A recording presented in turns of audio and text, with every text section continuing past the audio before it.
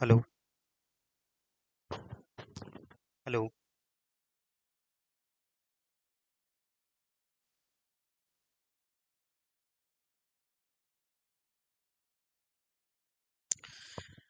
नमस्कार साथियों, कैसे हैं आप सभी। स्वागत करता हूं मैं आपका सक्सेस एग्रीकल्चर इंस्टीट्यूट के इस ऑनलाइन प्लेटफॉर्म पे। साथियों, एक बार फिर से स्वागत है आपका। हम लोग जो है वो जनरल एग्रीकल्चर की क्लास पढ़ रहे थे, जनरल एग्रीकल्चर का सिलेबस पढ़ रहे थे। मैं उम्मीद करता हूं कि आप मेरे साथ डेली की डेली क्लासेस अटेंड कर रहे हैं और अपने ज्ञान में वर्धन कर रहे हैं। साथियों, जो भी यहाँ पर पढ़ाया जा रहा है, इसमें से सीधे सीधे डायरेक्ट डायरेक्ट क्वेश्चन आपके एग्जाम में आते हैं। इसी इसी प्रकार के क्वेश्चन आपके एग्जाम में आते हैं। जो भी अतिरिक्त चीज़ें होंगी, एक्स्ट्रा चीज़ें होंगी, मैं आपको लिखवाते जाऊंगा, उसको आप लोग नोट करते जाइए अपने कॉपी में। साथियों, अगर आप में से कोई भी विद्यार्थी किसी भी प्रकार की कृषि से संबंधित प्रतियोगी परीक्षाएं या फिर भर्ती परीक्षाओं की तैयारी करना चाहते हैं, तो वो हमसे नीचे दिए गए गए नीचे दिए गए मोबाइल नंबर पर संपर्क कर सकते हैं। या फिर अगर कोई व्यक्ति, कोई छात्र भोपाल के आसपास रहता है, तो आ करके हमारे संस्था में भी संपर्क कर सकता है। साथियों, हमारे संस्था में पीएटी, आईसीएआर, बीएचयू या फिर सीयूईटी या समस्त प्रकार की कृषि से संबंधित प्रतियोगी परीक्षाओं की तैयारी कराई जाती है। सबसे कम से न्यूनतम शुल्क में परीक्षाओं की तैयारी की जाती है। रोज डेली क्लासेस चलती है, हर सब्जेक्ट की क्लासेस चलती है, ऑनलाइन प्लस ऑफलाइन दोनों क्लासेस चलती है। और हम लोग जो है वो बच्चों के साथ में डायरेक्ट इंटरेक्शन रखते हैं। हमारे जो छात्र हैं, उनके साथ में ग्रुप बना रहता है। वो हमसे कभी भी 24/7 कभी भी अपना डाउट हमसे पूछ सकते हैं।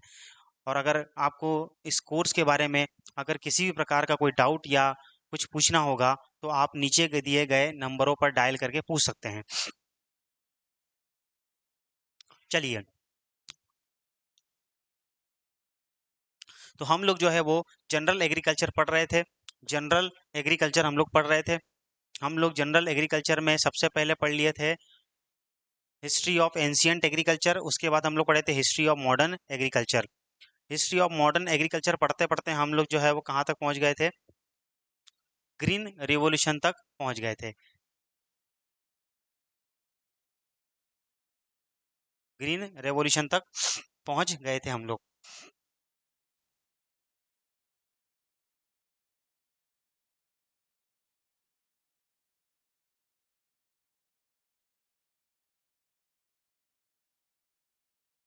अब हम लोग जो है वो आगे बढ़ेंगे। आपको स्क्रीन पर दिख रहा है, स्क्रीन पर आपको दिख रहा है, हम लोग जो है वो ग्रीन रेवोल्यूशन तक पढ़ लिए थे, जो कि 1966-67 में आई थी। ठीक है। अब 1973 में क्या होता है, उसके आगे हम लोग देखेंगे उसके आगे क्या होता है।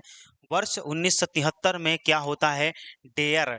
डेयर यानी कि होता है department of agriculture research and education. Department of agriculture research and education, कृषि अनुसंधान, इसको कहते हैं हिंदी में कृषि अनुसंधान। कृषि अनुसंधान एवं शिक्षा विभाग। कृषि अनुसंधान एवं शिक्षा विभाग। कृषि अनुसंधान एवं शिक्षा विभाग, DARE, department of agriculture research and education. देखिए, 1973 तक आते आते चीज़ें हमको ये समझ में आ गया था कि हमारे एग्रीकल्चर में जब तक रिसर्च नहीं होगा, जब तक एजुकेशन ये जब तक एजुकेशन यानी कि शिक्षा नहीं फैलाई जाएगी, तब तक हमारे कृषि का उद्धार नहीं होगा। ठीक है। हमारा देश जो है वो एग्रीकल्चर बेस्ड कंट्री है। ठीक है। इंडिया जो है हमारी वो कृषि आधारित देश है। कृषि में ही हम लोग अग्रणी रहती हैं। हमारे गांव, हमारे जो पॉपुलेशन है वो अधिकतर गांव में रहती है, जनसंख्या गांव में रहती है। अधिकतर जो लोग हैं वो खेती पे डिपेंडेंट है। लेकिन उसके लिए हमको जो है वो उन खेतों का इस्तेमाल करने के लिए, यानी कि उत्पादन बढ़ाने के लिए, हमको जो है वो रिसर्च एक्टिविटी करनी होगी।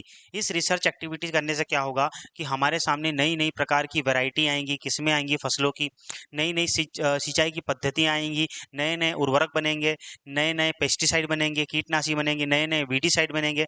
इसके लिए एक डिपार्टमेंट खोला गया, department of agriculture research and education, कृषि अनुसंधान एवं शिक्षा विभाग की स्थापना की गई। कब की गई? 1973 में। ठीक है। उसके बाद में क्या होता है, ARS, एग्रीकल्चर रिसर्च साइंटिस्ट।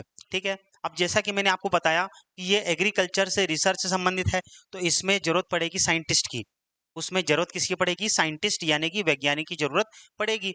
तो उसके लिए एक पोस्ट, ये ARS एक पोस्ट है, एक पद है। विभिन्न प्रकार की विश्वविद्यालय हो गई या फिर विभिन्न प्रकार के संस्था, जो अभी हम लोग संस्था पढ़ के आ रहे हैं, इंस्टीट्यूट ऑफ ये, सेंट्रल इंस्टीट्यूट, इंडियन इंस्टीट्यूट, ये जितने भी संस्था है, इसमें जो है वो कृषि वैज्ञानिकों की जरूरत पड़ती है, और उसी के पद को बोलते हैं ARS, agriculture research scientist. Agriculture research scientist, उसको हिंदी में कहते हैं कृषि, इसको कहते हैं कृषि अनुसंधान वैज्ञानिक, अनुसंधान वैज्ञानिक। वैज्ञानिक तो आपको पता है, वह वैज्ञानिक, वह वैज्ञानिक या वह व्यक्ति जो कि कृषि में अनुसंधान करेगा, जो कि एग्रीकल्चर में, एग्रीकल्चर यानी कि कृषि के क्षेत्र में रिसर्च करेगा। उसके लिए पोस्ट कौन सी दी गई, ARS। ये एग्रीकल्चर के क्षेत्र में बहुत बड़ी पोस्ट मानी जाती है, एग्रीकल्चर रिसर्च साइंटिस्ट, कृषि अनुसंधान वैज्ञानिक। उसके बाद में क्या होता है, अब इस कृषि अनुसंधान वैज्ञानिक यानी कि ARS को सिलेक्ट कैसे किया जाए, उसकी चयन की विधियां क्या होंगी, किस किस स्टेप से गुजरना पड़ेगा, कौन सी एग्जाम होगी, कौन इंटरव्यू लेगा, इसके लिए इस ARS को सिलेक्शन करने के लिए, इस ARS का चयन करने के लिए एक बोर्ड बनाया गया, जिसका कि नाम रखा गया ASRB। ASRB, इसको बोलते हैं एग्रीकल्चर साइंटिस्ट रिसर्च बोर्ड। ठीक है, रिसर्च नहीं होगा यहाँ पर, रिक्रूटमेंट होगा, recruitment, agriculture scientist recruitment board, यानी कि इसको हिंदी में कहते हैं एग्रीकल्चर मतलब कृषि, साइंटिस्ट मतलब वैज्ञानिक, रिक्रूटमेंट मतलब चयन, और बोर्ड यानी कि कमिटी या फिर बोर्ड। ठीक है, इसको हम लोग बोल देते हैं क्या, बोर्ड या समिति। बोर्ड मतलब कि समिति, कृषि वैज्ञानिक चयन समिति, मतलब कि वह समिति जो कि कृषि वैज्ञानिक को चयन करेगी, उसके लिए कौन सी समिति बनाई गई, ASRB वास इस्टाब्लिश्ड। ये जो समिति है, इसका गठन कब किया गया था, 1973 में। तो हमको जो है 1973 में तीन चीजें याद करनी है। सबसे पहले डेयर आया था, डेयर का मतलब होता है department of agriculture research and education. DARE के साथ साथ में दूसरी चीज हुई थी कि ARS का पोस्ट बनाया गया था, ARS मतलब एग्रीकल्चर रिसर्च साइंटिस्ट, कृषि वैज्ञानिक, कृषि अनुसंधान वैज्ञानिक। और इसको चयन करने के लिए एक बोर्ड बनाया गया था, ASRB नाम करके, एग्रीकल्चर साइंटिस्ट रिक्रूटमेंट बोर्ड, कृषि वैज्ञानिक चयन मंडल, कृषि वैज्ञानिक चयन मंडल या चयन समिति। ठीक है, जो ARS का चयन करेगी। ये सब कब हो रहा था, 1973 में। ठीक है, वर्ष 1974 में क्या होता है, वर्ष 1974 में एक बहुत ही बढ़िया सिस्टम, जिसको कहते हैं T&V सिस्टम, T&V सिस्टम, इसका फुल फॉर्म होता है ट्रेनिंग एंड विजिट सिस्टम। क्या होता है, ट्रेनिंग एंड विजिट सिस्टम। इसको एक और नाम कहते हैं बैक्स्टर बेनोर सिस्टम। इसका एक और नाम क्या है, Baxter Benor system, formulated by Daniel Benor and Baxter of Israel. ये दो वैज्ञानिक थे, डेनियल बेनोर और बैक्स्टर, जो कि इजराइल के थे। इन्होंने इस विधि का विकास किया, इस सिस्टम का डेवलपमेंट किया, इसीलिए इसका नाम क्या रखा गया, बैक्स्टर बेनोर। ये बैक्स्टर यहां से लिया गया और बेनोर यहां से लिया गया। तो T&V सिस्टम क्या होता है, देखिए T&V सिस्टम को हिंदी में कहते हैं,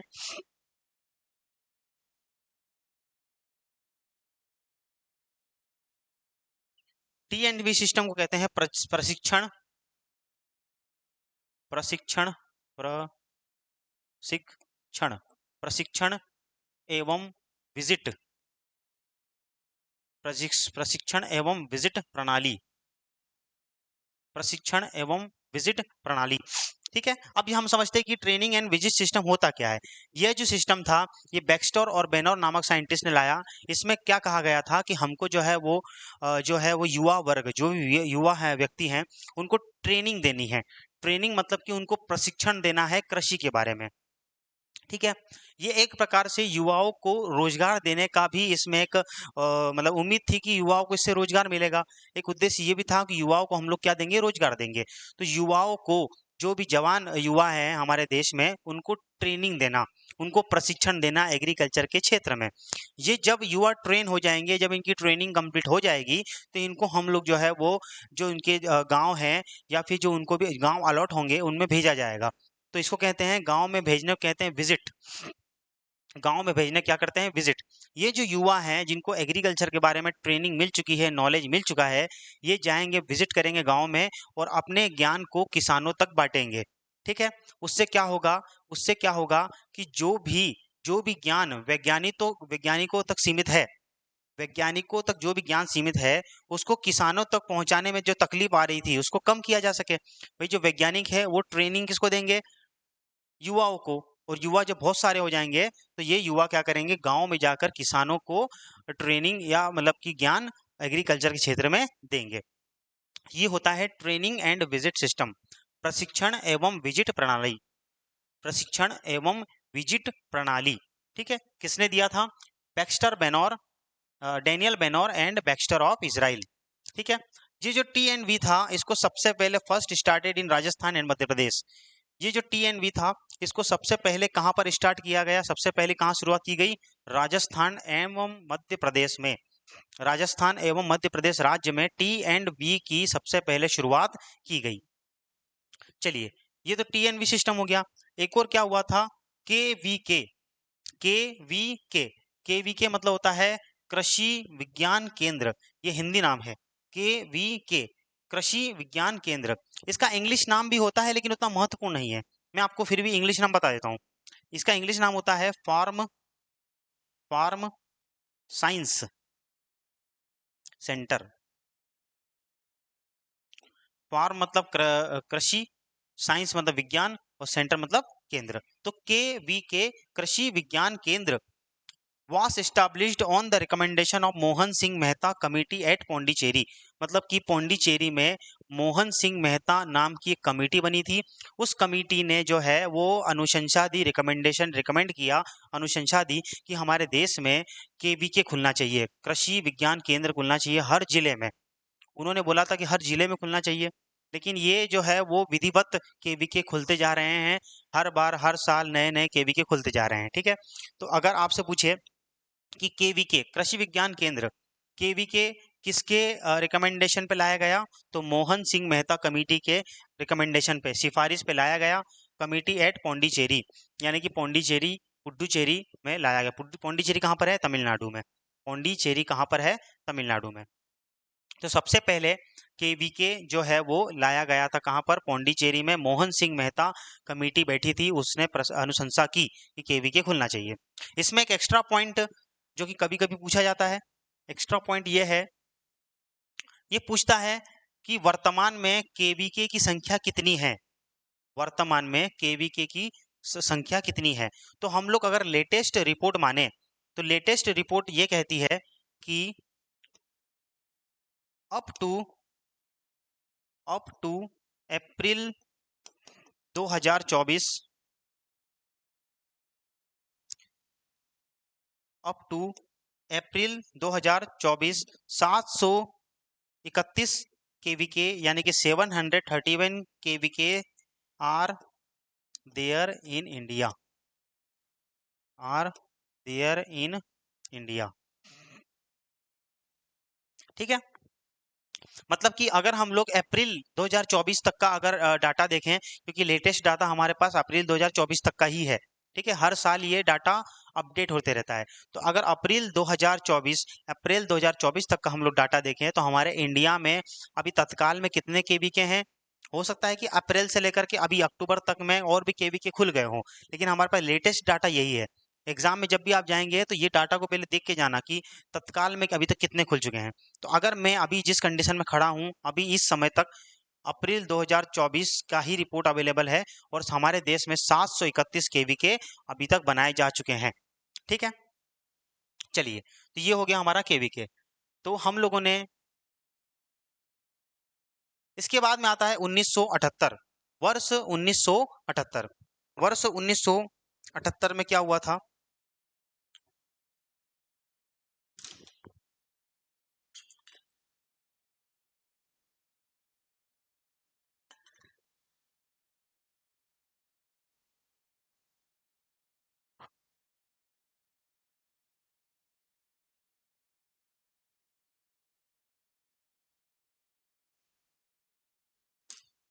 वर्ष 1978 में क्या हुआ था? Integrated rural development programme was launched. Integrated rural development programme, इसको हिंदी में कहते हैं, हिंदी में कहते हैं एकीकृत, एकीकृत ग्रामीण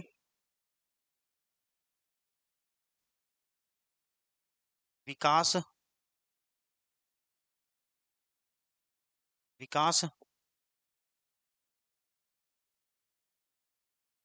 योजना, एकीकृत ग्रामीण विकास योजना। मतलब कि इंटीग्रेटेड रूरल डेवलपमेंट प्रोग्राम का शुरुआत किया गया था। इसका उद्देश्य भी वही था कि हमको जो है वो ग्रामीण, जो ग्रामीण इलाका है उसको हम लोगों को डेवलप करना है, उसका विकास करना है। लेकिन केवल एक विधि का नहीं, ऐसी हमको कई सारी विधियों का इस्तेमाल करना है। एकीकृत मतलब कि कई सारी विधियों का, इंटीग्रेटेड मतलब कई सारी विधियों का इस्तेमाल करके हमको ग्राम का विकास करना है। उसी को हम लोग बोल देते हैं इंटीग्रेटेड रूरल डेवलपमेंट प्रोग्राम।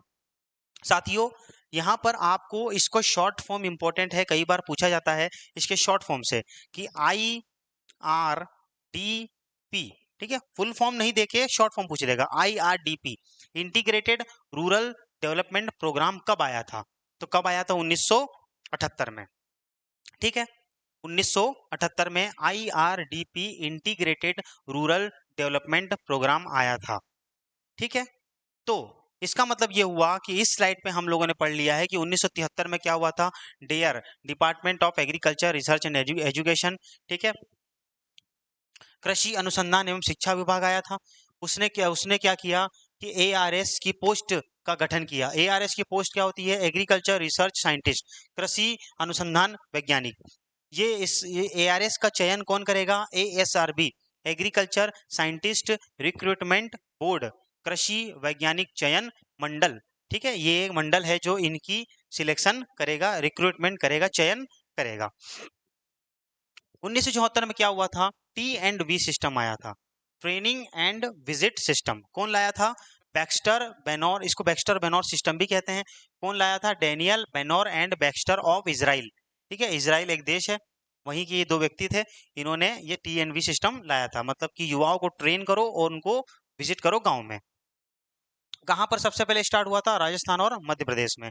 1974 में ही बहुत इंपॉर्टेंट एक और स्कीम आई थी, KVK, कृषि विज्ञान केंद्र, फार्म साइंस सेंटर। ठीक है, was established on the recommendation, किसके रिकमेंडेशन पे? मोहन सिंह मेहता के कमेटी के सिफारिश पर KVK की स्थापना की गई थी। सबसे पहले कहाँ पर? पौंडीचेरी, पौंडीचेरी मतलब कि तमिलनाडु में। फिर हम लोगों ने एक्स्ट्रा पॉइंट यहाँ पर देखा था कि अप्रैल 2024 की रिपोर्ट के अनुसार हमारे देश में अभी तक तत्काल में 731 KVK स्टैब्लिश या गठित किए जा चुके हैं। ठीक है, अभी हमारे फिलहाल में 731 KVK हैं। उसके बाद में 1978 में क्या होता है? इंटीग्रेटेड रूरल डेवलपमेंट प्रोग्राम, यानी कि एकीकृत ग्रामीण विकास योजना की शुरुआत होती है। ठीक है, कई सारी विधियां मिलाकर के हमको ग्राम का विकास करना है, यानी कि गांवों का विकास करना है, ऐसी योजना बनाई गई थी 1978 में। ठीक है, चलिए तो हम लोग आगे बढ़ते हैं, हम लोग जो है वो आगे बढ़ते हैं। साथियों, आपके पास में 2 मिनट का समय है, आप लोग जो है इसको इसको स्क्रीनशॉट ले लीजिए। स्क्रीनशॉट लेने के साथ साथ ही इसको आप लोग फिर से एक बार रिवाइज कर लीजिए। ठीक है, आपके पास 2 मिनट का समय है, जल्दी से इसको स्क्रीनशॉट लेकर के इसका रिवीजन कर लीजिए। जो बच्चे लिख रहे हैं अच्छी बात है, जो नहीं लिख पा रहे हैं वो लोग इसका स्क्रीनशॉट ले लो, घर जाके आप लोग लिख लेना। ठीक है, इसको स्क्रीनशॉट ले लो और इसको रिवाइज करो।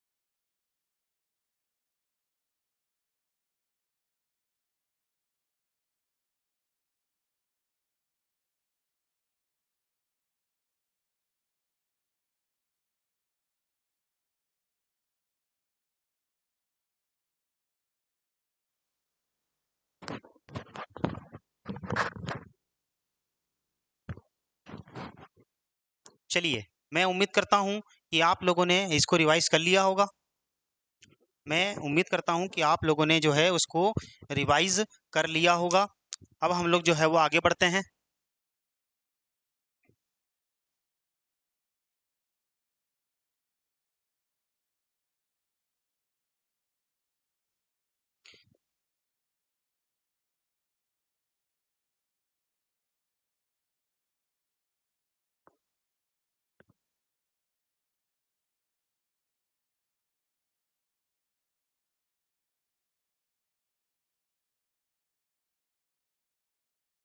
अब होता है कि वर्ष 1979 में, यानी कि 1979 में क्या हुआ।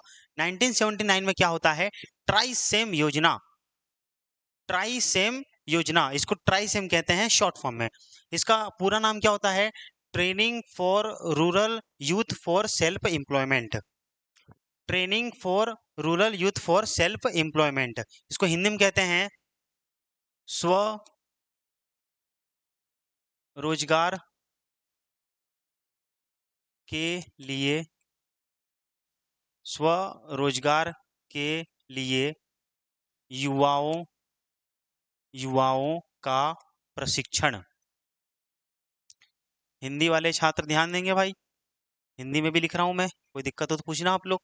तो training for rural youth for self employment, स्वरोजगार के लिए युवाओं का प्रशिक्षण। देखिए, अभी हम लोग एक विधि पढ़ के आ रहे हैं, सिस्टम पढ़ के आ रहे हैं, TNV system, training and visit system. तो ये ट्रेनिंग एंड विजिट सिस्टम के प्रकार का ही ये एक विधि होती है जिसको कहते हैं ट्राइसेम। ठीक है, इसमें भी क्या कहा जाता है, training for rural youth for self employment, मतलब कि स्वरोजगार के लिए युवाओं का प्रशिक्षण।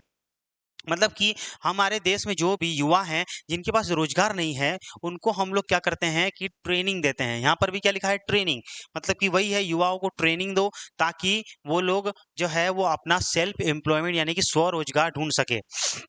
ठीक है, देखिए, कृषि के क्षेत्र में बिजनेस की कई सारी जो है वो हमारे पास योजनाएं अवेलेबल है, लेकिन दिक्कत यह है कि हमको उसके बारे में पता नहीं है। तो इसी प्रकार की योजनाएं हैं, उनको हमारे युवाओं तक पहुंचाना जिससे कि उनको रोजगार मिले, उनके सामने रोजगार के साधन उपलब्ध हो, इसी को कहते हैं हम लोग ट्राइसेम। तो सेल्फ एम्प्लॉयमेंट यानी कि स्वरोजगार के लिए युवाओं का प्रशिक्षण है। ठीक है, उनको कुछ सब्सिडी देना, उनको फ्री में ट्रेनिंग देना, उनके लिए आवास की व्यवस्था कर देना। ठीक है, ये सरकारें करती हैं ताकि जो युवा हमारे जो रोजगार की तलाश में भटक रहे हैं उनको एक नया रास्ता मिले और वो अपना जीवन बेहतर बनाने के लिए स्वरोजगार को अपनाए। किसके जरिए, कृषि के जरिए। इसको कहते हैं हम लोग ट्राइसेम योजना। ठीक है, चलिए आगे है 1979 में, फिर से 1979 में तीन चीजें हुई थी, 1979, 1979 और 1979। नार्प, बहुत बहुत ज्यादा इंपॉर्टेंट, नार्प, इसको क्या कहते हैं, नार्प का फुल फॉर्म होता है नेशनल एग्रीकल्चर रिसर्च प्रोजेक्ट। क्या होता है, NARP, national agriculture research project, national agriculture research project. ठीक है, इसको हिंदी में कहते हैं राष्ट्रीय कृषि अनुसंधान अनुसंधान परियोजना।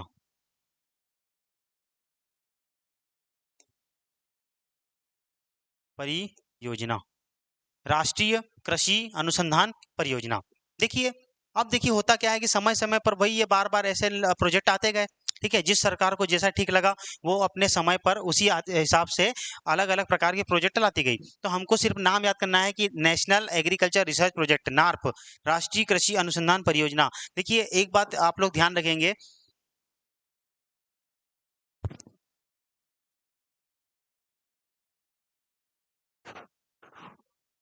एक बात आप लोग ध्यान रखेंगे, जो भी हमारे हिंदी मीडियम के विद्यार्थी हैं उनके साथ में चैलेंजेस, दो चैलेंजेस हैं। ठीक है, उनके सामने दो दुविधाएं हैं। दुविधाएं क्या क्या हो सकती हैं, देखिए, इंग्लिश मीडियम वाले जो विद्यार्थी हैं उनको केवल एक ही मीडियम में पढ़ना है, इंग्लिश मीडियम। लेकिन जो हमारे हिंदी मीडियम के विद्यार्थी हैं उनको दो मीडियम में पढ़ना पड़ेगा, इंग्लिश में भी और हिंदी में भी, क्योंकि आपके पेपर में अधिकतर जो है वो वर्ड टर्मिनोलॉजी इंग्लिश में लिखी आती है। ठीक है, वो इसको जो है वो इसको हिंदी में लिख देगा, नेशनल एग्रीकल्चर रिसर्च प्रोजेक्ट। ठीक है। तो हिंदी वाले विद्यार्थी यहाँ पर फंस जाएंगे कि हम लोगों ने तो पढ़ा है राष्ट्रीय कृषि अनुसंधान परियोजना, लेकिन ये नेशनल एग्रीकल्चर रिसर्च प्रोजेक्ट क्या होता है। इसीलिए हिंदी वालों को दोनों ही भाषाओं में पढ़ना पड़ेगा, इंग्लिश वाले केवल और केवल इंग्लिश में ही पढ़ेंगे। ठीक है, चलिए। क्योंकि होता क्या है ना, पेपर जो है वो इंग्लिश में ही बनता है, फिर उसका हिंदी में ट्रांसलेशन होता है, तो कुछ इंग्लिश वर्ड जो है वो हिंदी में ही वापस से कॉपी हो जाते हैं। इसीलिए कभी आपने सुना होगा कि जब भी पेपर में कभी भी गड़बड़ी होती है, मान के चलिए हिंदी या इंग्लिश पेपर में कभी भी वो होता है, क्लेश होता है कि हिंदी को सही माने या इंग्लिश को सही माने, तो हमेशा ही इंग्लिश वर्जन ही सही होता है। क्यों? क्योंकि इंग्लिश वर्जन का ही ट्रांसलेशन हिंदी में होता है। तो इंग्लिश तो सही है, उसका जब ट्रांसलेशन होगा तो हो सकता है उसमें गड़बड़ी हो गई होगी। इसीलिए हिंदी को इतना अनुरूप नहीं माना जाता है, आइडियल नहीं माना जाता है। हमेशा सही किसको माना जाएगा? इंग्लिश को ही सही माना जाएगा। तो हिंदी मीडियम के विद्यार्थियों से मेरा विशेष अनुरोध है कि जब भी आप लोग क्वेश्चन पढ़ेंगे तो आप लोग हिंदी प्लस इंग्लिश दोनों में क्वेश्चन पढ़िए। ठीक है, उससे आपके जो है क्वेश्चन सही होने की संभावनाएं बढ़ जाएंगी। आपको हो सकता है कुछ चीजें हिंदी में जब नहीं समझ में आएगी तो आपको इंग्लिश में जरूर समझ में आ जाएगा। ठीक है, चलिए आगे बढ़ते हैं हम लोग। 1979 में फिर से क्या होता है, एक और 1979 में क्या होता है, started lab to land programme, started lab to land programme on the occasion of golden jubilee year of ICAR. ठीक है, lab to land programme on the occasion of golden jubilee year. देखिए होता क्या है, मान के चलिए इसको, मतलब मान के चलिए कि 1979 में क्या हुआ था, lab to land programme, lab to land programme की स्टार्टिंग की गई थी on the occasion of golden jubilee year of ICAR. अब देखिए क्या होता है,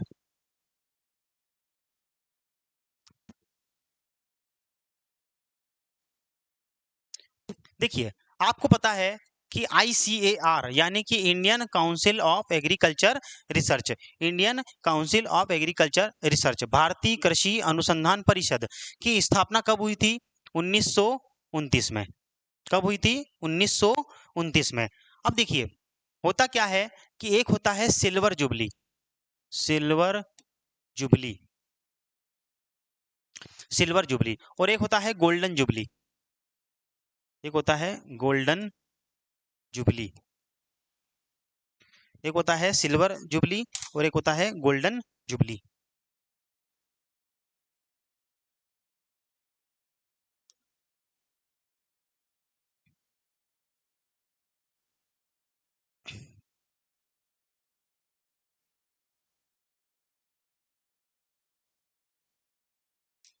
एक होता है सिल्वर जुबली और एक होता है गोल्डन जुबली। ठीक है, इसको हिंदी में कहते हैं रजत, रजत वर्ष, रजत जयंती वर्ष, जयंती, रजत जयंती वर्ष।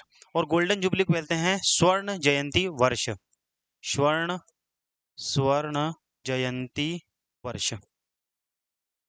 देखिए ये गोल्डन जुबली और सिल्वर जुबली का मतलब क्या होता है, जैसे कि मान के चलिए कि कोई संस्था है, वो अगर आज खुली है, तो अगर उस संस्था को 25 साल हो जाएंगे तो वो लोग जो है वो क्या मनाते हैं? Silver jubilee. यानी कि इस संस्था को 25 साल हो जाते हैं तो वो मनाते हैं सिल्वर जुबली। और किसी संस्था को जब 50 साल हो जाते हैं तो वो लोग मनाते हैं गोल्डन जुबली वर्ष, स्वर्ण जयंती वर्ष। यही है।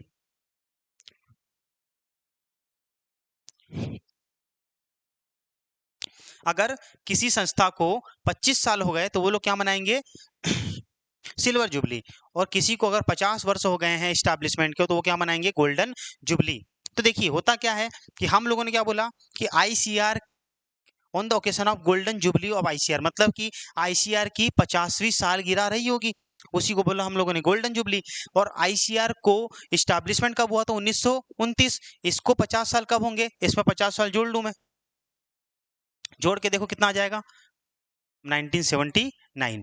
इसीलिए इस 1979 को, देखिए इसीलिए इस 1979 को लैब टू लैंड प्रोग्राम, मतलब कि आईसीएआर की 50वीं 50वीं स्वर्ण जयंती यानी कि गोल्डन जुबली वर्ष था, उस दिन सालगिरह थी, उस दिन ये योजना लाई गई।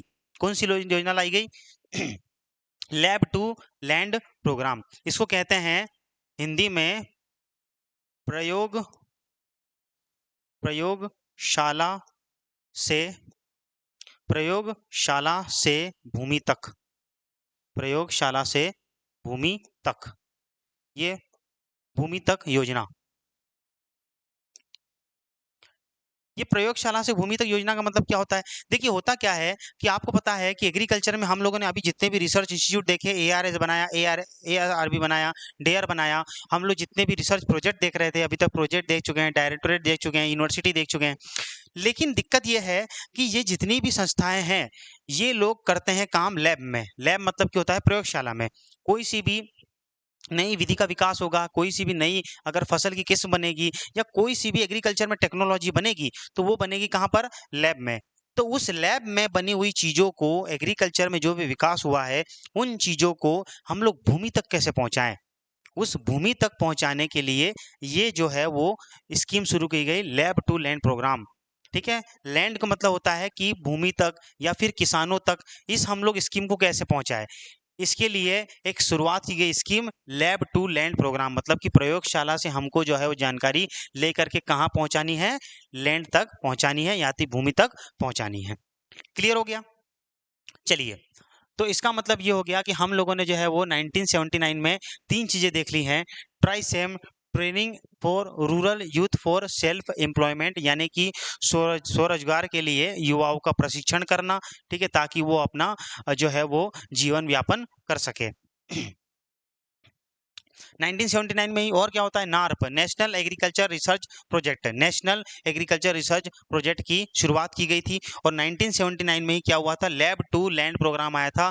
ये किसके उपलक्ष्य में आया था? आईसीईआर की गोल्डन जुबली या फिर जो स्वर्ण जयंती वर्ष है उसके उपलक्ष्य में इस प्रोग्राम की शुरुआत की गई थी, लैब टू लैंड प्रोग्राम। ठीक है, तो साथियों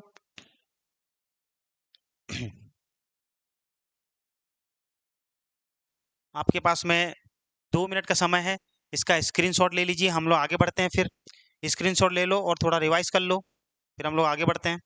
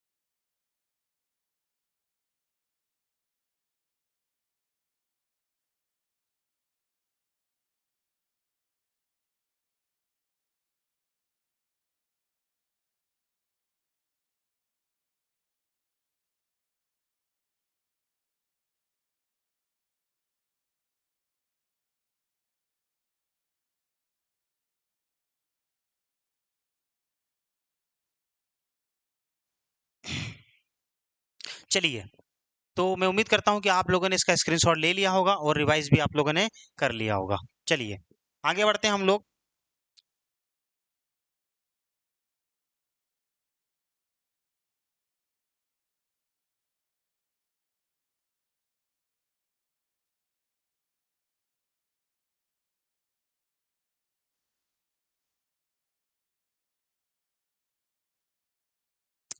देखिए, उसके बाद क्या हुआ था? 1979 के बाद में 12 जुलाई 1982, 12 जुलाई 1982 को क्या हुआ था? नाबार्ड, नाबार्ड, नाबार्ड ये बैंक है, बैंक का नाम है नाबार्ड। इसका फुल फॉर्म होता है national bank for agriculture and rural development. ठीक है, national bank for agriculture and rural development, ये नाबार्ड एक बैंक का नाम है। ठीक है, कृषि के क्षेत्र में एकमात्र सर्वोच्च बैंक की स्थापना की गई। ठीक है, इसका जो हिंदी है ये है राष्ट्रीय कृषि एवं राष्ट्रीय कृषि एवं ग्रामीण विकास बैंक, राष्ट्रीय कृषि एवं ग्रामीण विकास बैंक। देखिए, राष्ट्रीय कृषि एवं ग्रामीण विकास बैंक, देखिए हुआ क्या था ना, नाबार्ड, इसका हेडक्वार्टर देख लेते हैं हम लोग। इसका हेडक्वार्टर, हेडक्वार्टर कहाँ है? मुंबई में है। ठीक है, ये कहाँ पर स्थित है? मुंबई महाराष्ट्र में स्थित है नाबार्ड। अब देखिए नाबार्ड क्या होता है? नाबार्ड जो है वो कृषि के क्षेत्र में एक बैंक है जिसको कहते हैं नाबार्ड। कृषि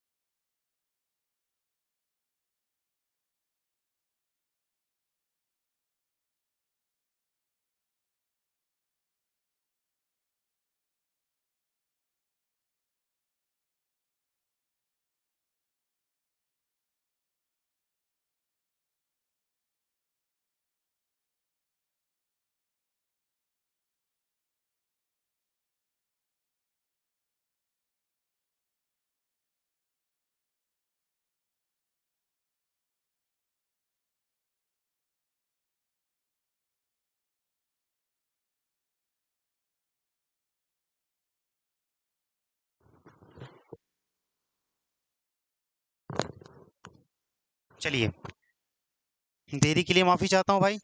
ठीक है, हम लोग कंटिन्यू करते हैं।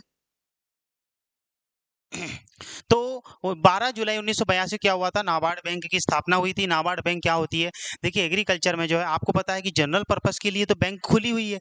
आपने सुना है एसबीआई, पीएनबी, ठीक है, बहुत सारी बैंक है, कैनरा बैंक है, यूको बैंक है, इंडियन बैंक है, महाराष्ट्र बैंक है। लेकिन ये बैंक जो है, बैंक ऑफ महाराष्ट्र है, बीओबी बैंक है, ये सारी कई सारी बैंक है, लेकिन ये जनरल बैंक है। लेकिन कृषि के क्षेत्र में भी बैंक को खोलने की जरूरत इसलिए पड़ी क्योंकि बैंक को जो एग्रीकल्चर में जो है वो क्रेडिट यानी कि पैसों का हस्तांतरण करने के लिए, फार्मर को जो है वो इजीली पैसा अवेलेबल करवाने के लिए, या फिर कोई सी भी स्कीम जो पैसों से रिलेटेड है वह लागू करवाने के लिए इस नाबार्ड बैंक की स्थापना की गई। यह हमारे कृषि की सबसे सर्वोच्च बैंक है नाबार्ड। जैसे कि हमारे नॉर्मल सेंस में बोले तो सर्वोच्च बैंक कौन सी है, RBI, reserve bank of India, देखिए। और हमारे जो एग्रीकल्चर में सबसे सर्वोच्च बैंक कौन है, नाबार्ड। इसका फुल फॉर्म होता है national bank for agriculture and rural development. जैसे कि हेडक्वार्टर कहाँ पर है, मुंबई महाराष्ट्र में है। हिंदी में कहते हैं राष्ट्रीय कृषि एवं ग्रामीण विकास बैंक। वर्ष 1986 में क्या होता है, टीएमओ, technology mission on oil seed. Technology mission on oil seed यानी कि तिलहनों के ऊपर, तिलहन के ऊपर एक टेक्नोलॉजी मिशन की स्टार्टिंग की गई, मिशन, ठीक है, जो कि ऑयल सीड के ऊपर थी। मतलब कि हमको ऑयल सीड यानी कि तिलहनी फसल, तिलहनी फसल, तिलहनी फसल वो फसल होती है जिससे कि हमको तेल प्राप्त होता है। सोयाबीन, मूंगफली, अलसी, तिल, अरंडी, ये सब क्या होती हैं, तिलहनी फसल होती है। इसके उत्पादन को बढ़ाने के लिए, इसमें टेक्नोलॉजी को बढ़ाने के लिए एक मिशन लाया गया था जिसका कि नाम था technology mission on oil seed. इसको एक और शॉर्ट फॉर्म कहते हैं टीएमओ। आपको याद करना है टीएमओ, जो क्या है, तो वर्ष 1986 में। ठीक है साथियों, तो आज जो है हम लोग यहीं तक रखते हैं।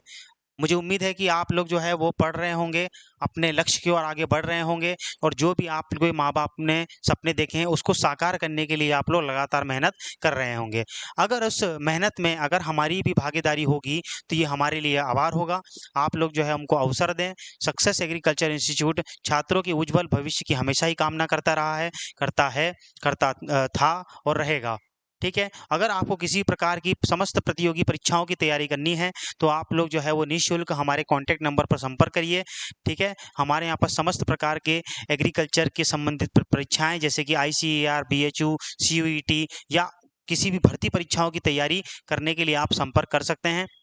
अगर आपको यहाँ पर आके मिलना है तो हमारा एड्रेस भी नीचे लिखा हुआ है, आप लोग उस पर आकर हमसे मिल सकते हैं। चलिए साथियों, अब आपसे अलविदा लेने का समय आ गया है। शुभ रात्रि, धन्यवाद, नमस्कार।